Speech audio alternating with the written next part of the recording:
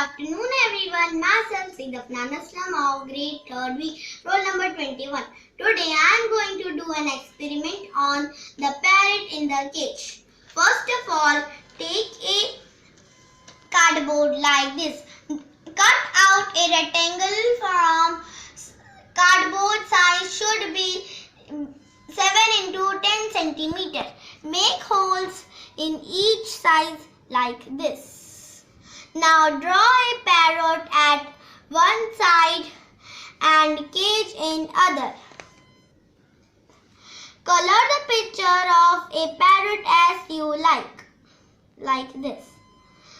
Now take a 2 piece of string, should be 19 centimeter. Thread and string through each hole, tie knots in each string to make a loop like this.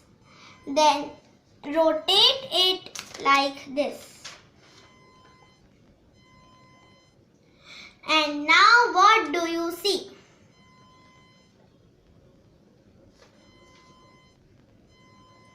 And now what do you see?